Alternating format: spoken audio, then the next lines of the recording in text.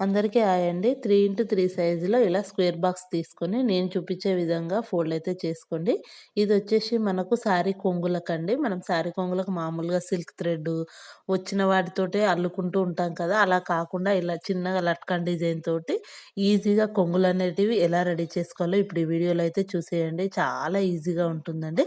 ఇలా నీట్‌గా కుట్టుకున్న తర్వాత క్లాత్ ప్రెస్ చేసుకొని ఈ విధంగా ఓపెన్ చేసేసుకుంటే ఇలా లట్కన్ డిజైన్ అయితే రెడీ అయిపోతుంది చూసారు కదా! ఇలా రెడీ ఎన్ని కావాలి అనుకుంటే శారీకైతే అన్ని చూసుకోండి. నేను మాత్రం మీకు ఒక క్లాత్ పైన చూపిస్తున్నాను. మీరు శారీకి పెట్టుకునేటప్పుడు ఆపోజిట్ క్లాత్ తోటి నీట్‌గా ఎన్ని కావాలి అనుకుంటే అన్నయితే రెడీ చేసేసుకోండి నీట్‌గా. చూడండి ఈ విధంగా కొన్నైతే రెడీ చేసుకున్నాను ఇప్పుడు. ఈ విధంగా మనం శారీకి పీకో గాని లేదా వన్ సైడ్ ఫోల్డింగ్ అయినా గాని చేసి స్టిచ్ వేసుకున్న తర్వాత చూసుకోండి పాదొక 2 ఇంచులు ఉండేలాగా చూసుకొని మార్కింగ్ అయితే చేసుకుంటున్నానండి. మీకు ఇంకా దగ్గరగా కావాలి అనుకుంటే 1 ఇంచుకి మార్కింగ్ చేసుకున్నా సరిపోతుంది. లేదు దూరంగా అన్నప్పుడు 2 ఇంచెస్‌కైనా సరే మీకు ఎన్ని డిజైన్ అనేది ఎలా దగ్గరగా ఉండాలా ఎలా అనేది మీరు ఆలోచించుకొని మార్కింగ్ చేసుకొని ఈ ప్రాసెస్‌లో స్టిచ్ వేసుకుంటే చాలా బావుంటుందండి. ఇలా మనం ముందుగా కుట్టుకున్న లట్కన్ డిజైన్‌కు సూదిని ఎక్కిచ్చేసుకొని, దానికి మీకు నచ్చిన పూసలు 1 గాని, 2, 3 మీకు ఎన్ని అవసరం ఉంటే అన్ని పూసలైతే స్టిచ్ వేసుకోండి.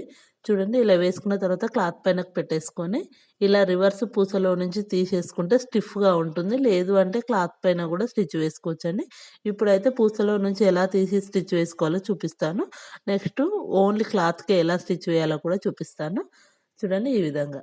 మళ్ళీ రివర్స్ తీసేసుకొని మనం ఏదైతే లట్కన్ తీసుకున్నామో దానికి రివర్స్‌లో మళ్ళీ ఈ విధంగా పెట్టేసుకొని మళ్ళీ రివర్స్ తీసేసుకొని బ్యాక్ సైడ్‌న ఒక టాకా వేసుకుంటే మనకు స్టిఫ్‌గా మనము పిండుకున్నప్పుడు కూడా లట్కన్ డిజైన్ అనేది లూజ్ అవ్వకుండా నీట్‌గా ఉంటుందండి.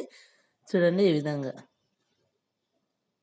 ఎంత బాగా వచ్చేసిందో చూసారా? మనం ఆపోజిట్ క్లాత్ తోటైతే ఈ విధంగా స్టిచ్ వేసుకోవచ్చండి.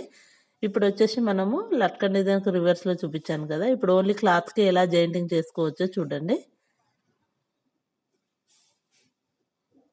సేమ్ అండి. మళ్ళా లట్కన్ నుంచి ఈ విధంగా ఎక్కిచ్చేసుకొని తర్వాత 2 పూసలైతే పెడుతున్నాను నేను.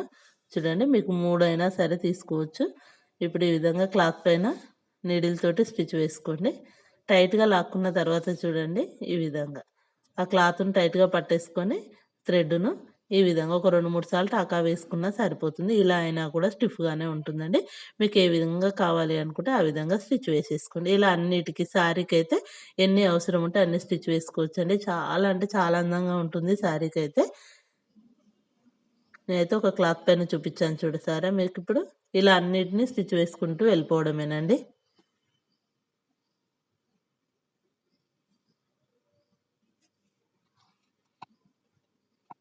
చూసారా అన్ని స్టిచ్ వేసుకోవడం అయిపోయింది. ఎంత బాగా వచ్చేసిందో చూసారా?